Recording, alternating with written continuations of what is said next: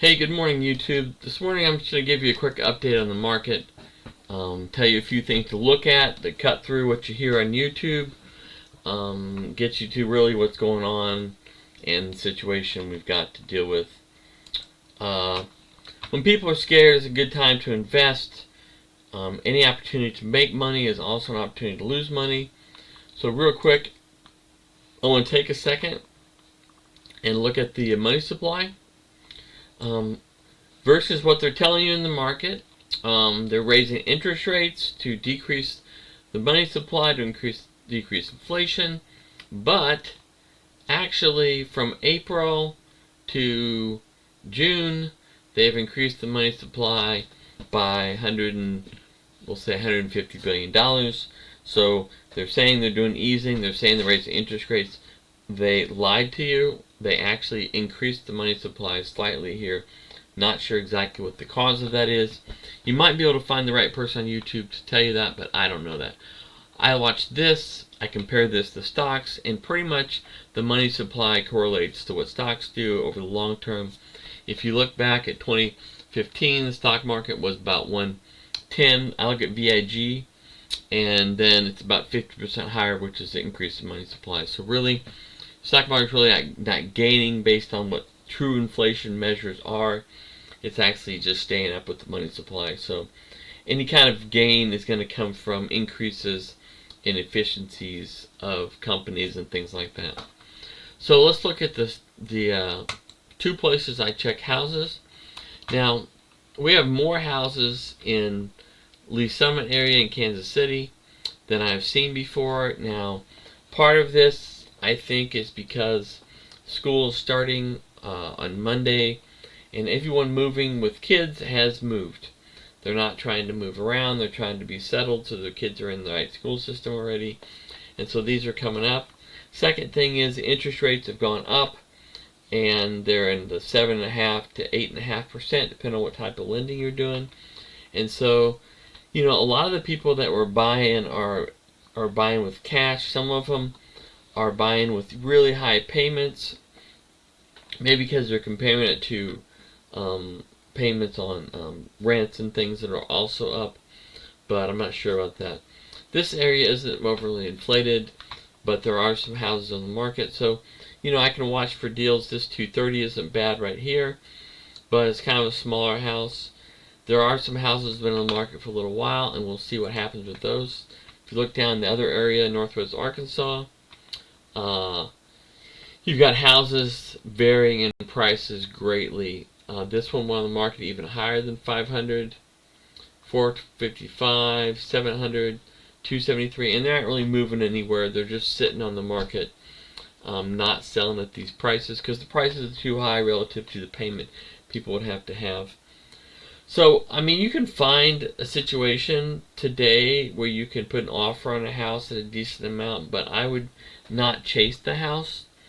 I would not think, oh my gosh, this is the last situation I'll have to buy a house, because I think the opportunities to buy in the next 12 months will be there. It will not be across the board. There won't be a big crash that I see, but there will be, like, if this person needs to sell their house, for instance, to 273 today, it's been on the market 30 days. Let's say they need to sell it in the next 30 days because they're moving or whatever. They may drop the price, they may take a lower offer, so there might be an opportunity there based on that.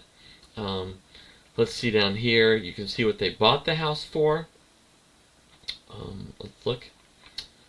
Let's see. They bought it for $260, so they get their fees out. Listed for $242, so they bought it above market value. When they bought it above listing value, whoever sold here did good, but this person's at $260 and they're listed for sale at $272.5. So they're just trying not to lose money on the sale, because they probably don't have cash. They probably have a down payment, and they're trying to get out without having to put money in because they probably don't have it. So it might be an opportunity to help them out, but definitely not at this price.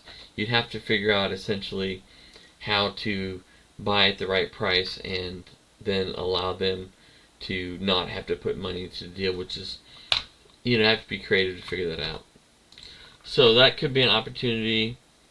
Down here, this one, 340, but really hard to value the market right now.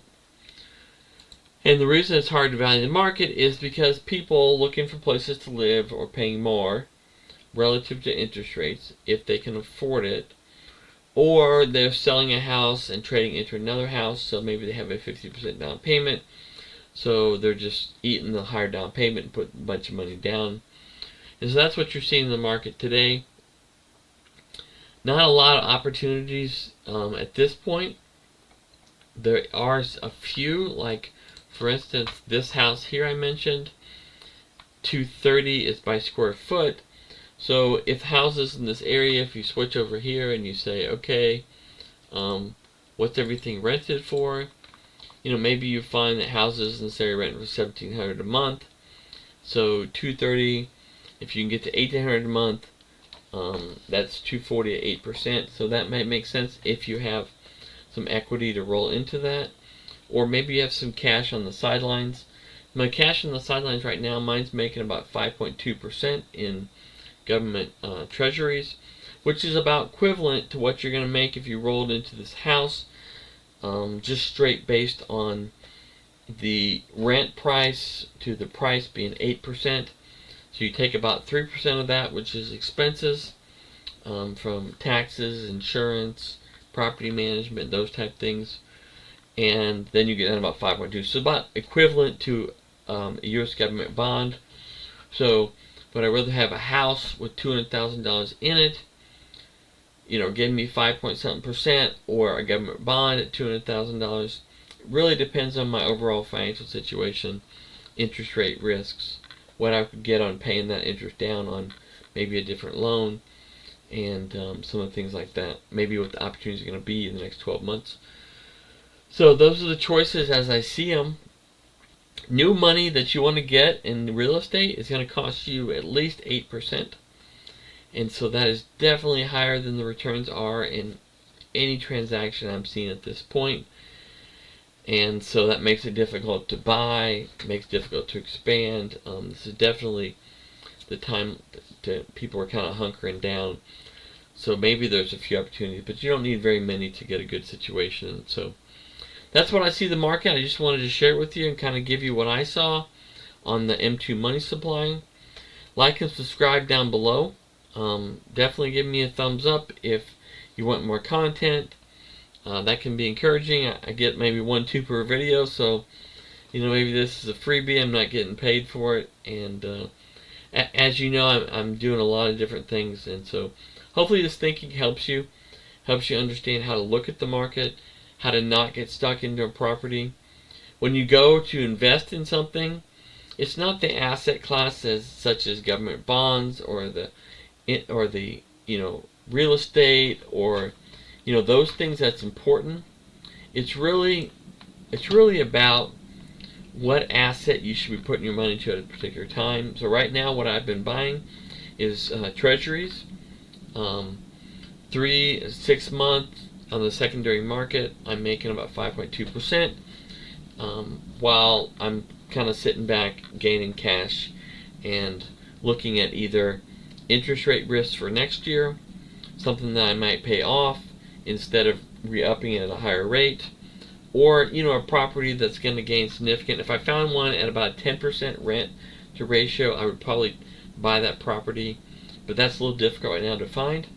So still looking around.